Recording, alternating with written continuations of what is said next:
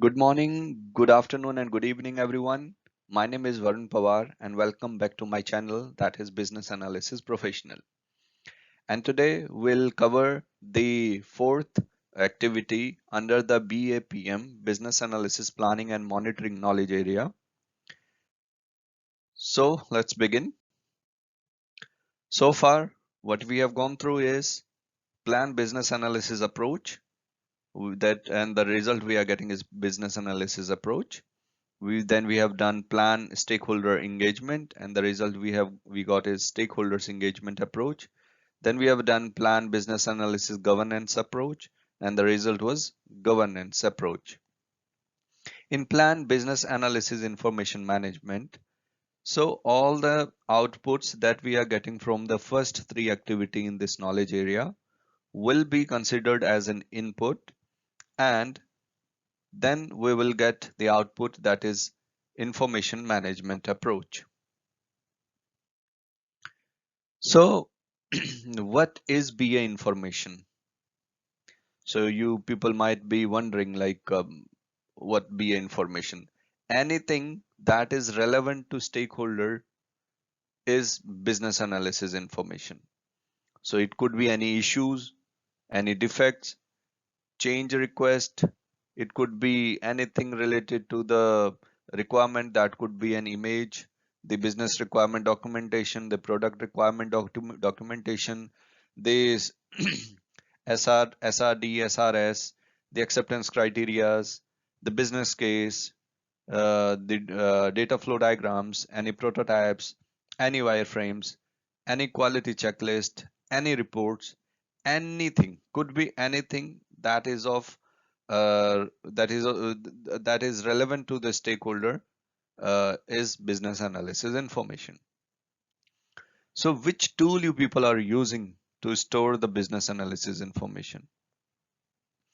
Most of the people might be using Jira and Confluence. Then you might be know about the quality check tool, HPs, the Trello, Track, MS Word. There are where there is no online tools. There we have the MS Word or stories on board, and there are few organizations who do have their own customized tool to store the business analysis information. So what feature you get in this the tool that the organization is providing you, or the cloud tools that is already available on the shelves, commercial on the shelves? Well, means obviously you would be looking forward like the multiple users can work in that tool.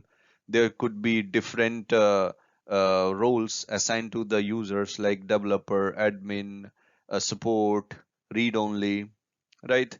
uh, it could support uploading multiple documents or attachments. It could be like the maintainability, reusability, report generation, status flow, backlog management, prioritization, etc. So there are a lot of features that any online tool can provide you. So if you understand all those things here on in this slide, then it would be very easy for you to relate the business analysis information management. So now the objectives. The purpose of plan business analysis information management is to develop an approach for how BA information will be stored and accessed. BA information is comprised of all the information business analysts elicit, create, compile, and disseminate. Models, scope statements, stakeholders' concerns, elicitation results, requirements, designs, and solution options are just a few examples of the business analysis information. Information management entails identifying. Now just focus on the bold keywords here. How information should be organized, the level of detail at which information should be captured, any relationship between the information, how information may be used across multiple initiatives and throughout the enterprise, how information should be accessed and stored, and characteristics about the information that must be maintained. Now, let's talk about the inputs that we give to plan business analysis information management. So we give business analysis approach, that is the output of the first activity in this knowledge area. Then we give stakeholder engagement approach, second output from the second activity. Governance approach, third output from the third activity. So what are the purpose of business analysis approach? Well, business analysis approach is used to make or to inline or create the consistency between the approaches that is used for business analysis information management as well. Stakeholder engagement approach, and since like stakeholder engagement talks about the collaboration and communication, so from the tool the expectation is that the tool should be aligned with the way the organization is has the policies and should not deviate from those standards. Plus the medium, the frequency, the location, or the way the stakeholders is comfortable to communicate and collaborate, those should be imbibed in that tool. Then governance approach, and since there are different roles and responsibilities we also assign in that tool to manage the business analysis information. Obviously, the business analyst manage changes to requirements and designs, and also who will approve those requirements, who will prioritize those requirements, who will move those requirements to the backlog, who will approve, and who will change the statuses for those requirements. That also been managed in a plan business analysis information management. Then what other inputs? Business analysis performance assessment. So result of previous assessments, the improved version we would say is implemented. Business policies. Business policies basically defines the limits within which the decisions must be made that should not deviate from those standards. Information management tool. Various organizations provide the customized tool, or organization, it could be like they do not want to disclose their information to the external tools or third party tools due to security risk. So they create their own, and which organization are those? So there are like the financial organizations who who's very banking organization who just want to secure every information, every data within their organization. So such organization work on their customized tool. And then legal regulatory information, it describes the legislative rules or regulation that must be followed. And then we get an output, that is information management approach. Information management approach is nothing but it's like how the information will be stored, accessed, utilized during the change, and all after the change is complete. Then the elements that are in business analysis information management, as I said, like the organization of business analysis information. So organizing business analysis information in a manner that allows for efficient access and use. Information must be well structured to ensure it is not difficult to locate, conflicts with other information, or is needlessly duplicated. The business analyst determines how best to structure and organize the business analysis information at the start of an initiative. This involves taking into consideration the type and amount of information to be collected, the stakeholders' access and usage needs, and the size and complexity of the change. Relationship among the types of information must be defined to assist in managing the effect of new or changed information in the future. Well, level of abstraction. So to in a layman language, you can say what information is important to you. Just show that information to you only, not the entire thing. So representation of information may range from highly conceptual or summarized to very detailed. So for an example, like for any tester, who want the acceptance criteria, he also want to go through the entire solution approach.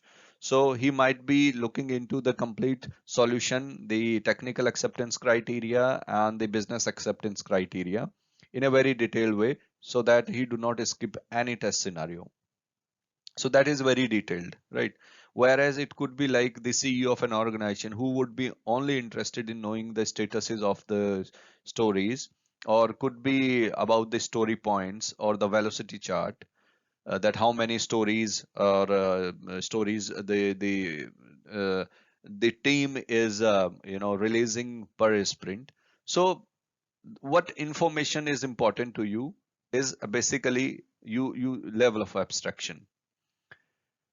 How much detail each stakeholders may require as the initiative evolves. Consideration is given to the needs of the stakeholders. Rather than present the same information to all stakeholders, business analysts should present information with appropriate breadth and level of detail based on each stakeholder's role. Business analysis information regarding a topic of significant importance or high level of risk is frequently represented in a greater detail. Then we have plan traceability approach. So the traceability approach is based on the complexity of the domain. Traceability is basically the tracking. So how easy you are able to track and how easily you can manage the traceability of the requirement, like how many changes is being given to that requirement, right? How many from where this requirement comes, like who's the reporter and what is the current status, right? And how many stories in is being how many sub stories is being linked to that story, or is there any issues reported or change request, so those need to be linked back to that story. So the traceability is dependent on the complexity of the domain. So how complex the domain is in which or domain is basically nothing but an industry. The number of views of requirements that will be produced, like for the tester, do you want a separate view, or for the managers you need a separate view, or for the administrators you need a separate view based on those views. So basically these are roles, you can say, who's getting the only specific information to that role. So how many views you want, that is also, traceability is also dependent on that. Any requirement related risk, organizational standards, applicable regulatory requirements, and understanding of the cost and benefits involved with the tracing. Like we are providing lot of features and lot of the mappings in that traceability, but does all those features that we are providing is worth against the cost and benefit?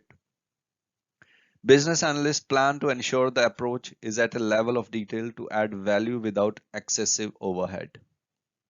So as simple as you can make, and that is good approach, like easy information availability instantly. User should not face any issue while accessing the tool. There should not be any constraint that is limiting those who are on board in that tool access the information. So we have to, or an organization has to figure that out. Plan for requirements reuse. Then the next element we have requirement reuse. So any requirement, it could be like there are multiple initiatives. For an example, there is a, when a project has been created, there is a program, and under that program we have different projects. In different projects we have different stories. So it could be possible that one story in one project also makes sense or relevant to other project as well. So which type of stories are those? So basically, reusing requirements can save an organization time, efforts, and cost. Regulatory, so the requirements like regulatory requirement, the contractual obligations, the quality standards, service level agreements, business rules, business processes. These requirements are basically the reusable requirements that is, you know, the multiple projects could have the similar or the same requirement. So this is reuse, like one requirement in one project can be reused in other project as well. In order for requirements to be reused, they must be clearly named, defined, and stored in a repository that is available to other business analysts. So, by this line, what we mean to say is that you should not name any requirement specific to the project. Suppose the project A is there, and you have mentioned the name of that project A in that requirement. This will confuse the other users that this requirement is pertaining to only that project. So we should name the requirements title in such a way that it could be relevant for other projects. It could be like the standard quality standards. So quality standard is something that is relevant to all the projects. Then we have storage and access. Storage decisions depend on many factors such as who must access the information, how often they need to access it, and what condition must be present for access. Organizational standards and tool availability also influence storage and access decision. The repository may needs to store information other than requirements and designs. It should be able to indicate the status of any stored information and allow for modification of that information over the time. And then last element we have requirements attributes. And for your ease, you just have to remember CARAS soups. That is the acronym for this long list of attributes. So C is complexity, how difficult the requirement will be to implement. A, the actual reference, it's a unique identifier, is not altered if the requirement is moved, changed or deleted. You can consider this basically a zero ID. The risk identifies uncertain events that may impact requirements. Then we have author, provides the name of the person who needs to be consulted. Source identifies the origin of the requirement. Status, whether it is proposed, accepted, verified, postponed, cancelled, or implemented. So you can also customize your own statuses in the tool. Ownership indicates the individual or a group that needs this requirement. Urgency indicates how soon the requirement is needed. Priority indicates relative importance of requirements. Stability indicates the maturity of the requirement. So the easy peasy thing is like you can just remember this acronym and you will able to get all those names handy. And this is a key, like for your exam, you should remember this acronym, and then you will able to answer few questions instantly. And the similar acronyms or similar sort of tips and tricks I would be giving you at the end of our sessions, all the sessions when we will be done with. Now the stakeholders, DSME, domain subject matter expert. It may need to access and work with business analysis information. That is one of the stakeholders who is involved in this activity. Regulatory may define rules and processes related to information management. Sponsor, it reviews, comments on, and approve business analysis information. Well, the techniques. So we have few techniques here. Brainstorming, used to help stakeholders uncover their business analysis information management needs. Interviews, used to help a specific stakeholder uncover the business analysis information management needs. Item tracking, used to track issues with current information management processes. Lesson learned, used to create a source of information for analyzing approaches for efficiently managing business analysis information. Mind mapping, used to identify and categorize the kinds of information that needs to be managed. Process modeling, used to document the process or method for managing business analysis information. Survey or questionnaire, used to ask stakeholders to provide input into defining business analysis information management. Workshop, used to uncover business analysis information management needs in a group setting. So you need to somehow, understand, don't mug up all those things, just understand those things. And most probably the questions come directly from the keywords. This line, exact line is there. So they can give you the exact line here, and then you have to pick up like which technique is that.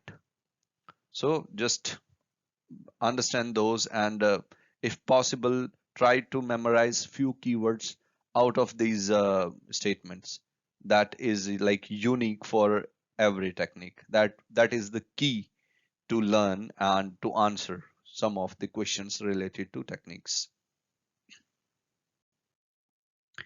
So that's it from my end, and thanks for watching this session as well. I'll be coming up with a few more videos soon. Till then, take care. Goodbye.